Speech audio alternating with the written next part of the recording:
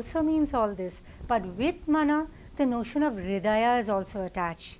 So hence, whole notion of bhakti and adoration also comes in over there. Shall I remove this page? Sorry, hridaya means heart. We can also use the word chitta. So if you look up any standard Sanskrit text, you would see that dhi, chitta and mana almost have similar translations. And the main attribute is that wisdom, that superior power to make a judgment, to discern. Now the fifth house in the natural zodiac is ruled by Leo, and Leo is lorded by the sun. And the sun is the giver of supreme intelligence and knowledge. So normally the fifth house should reflect the qualities of the sun.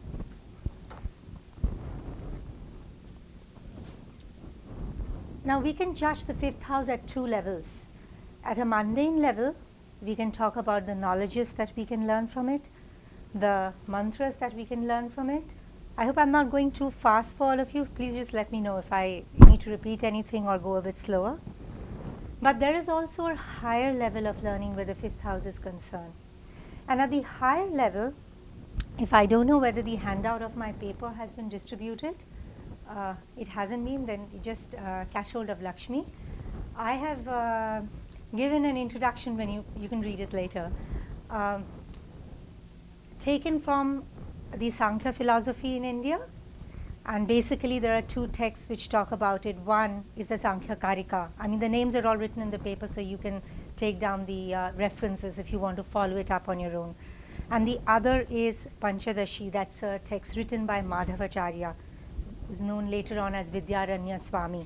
So from these two texts, actually, we get a description of how the primordial nature was created from the Paramatma. How the tattvas were formed, and from the tattvas the different attributes were formed, our sense organs were formed, and from it buddhi, the word buddhi and mana comes here again. So if you read both the texts, Sankhya Karika and the Panchadashi, they have a slight difference in the way they present the order, but they both talk about the same thing, that these are the attributes, and buddhi and mana are two of the main attributes of it. To put it simply, we've been talking about the Atma the whole day, and actually all through the last 3-4 days. And I think we all know that the Atma does not die or is not born, and that it just takes rebirth in the form of the Jivatma in the living being.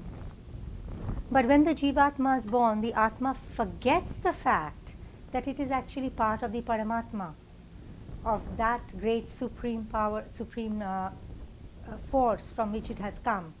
So when it gets into the living body, whether that of an animal or a human being, it assumes, ahankara comes in, so it assumes that this is I and that there is no other existence.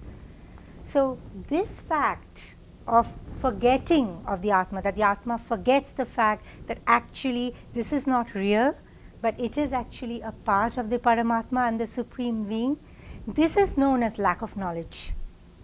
This is known as avidya, and this is known as ignorance. That is because the Atma gets enshrouded with all the physical attributes which are created during creation. And what we actually learn from the Panchama Bhava, that when we get this knowledge, when the Atma remembers and has that realization that this is not real, but actually the Atma is the same as he, the great Paramatma, then the person attains liberation and gets moksha. So when that happens, we say that the Atma of the person has acquired knowledge. That is Vidya. And a lack of this knowledge, a forgetting of this knowledge is known as avidya. That is when you don't have any knowledge. So from the fifth house, at a very higher level, at the philosophical level, when Parashara was talking, when we talked about Vidya here, this is actually what Vidya means.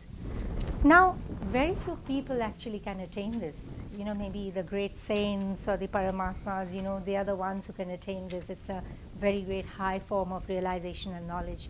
I don't think any one of us, who lead, an average man, do not experience this kind of a thing. So when we talk of Vidya, when we see Vidya, we would actually see the knowledge which we gain, which we acquire through our studies in the universities, through our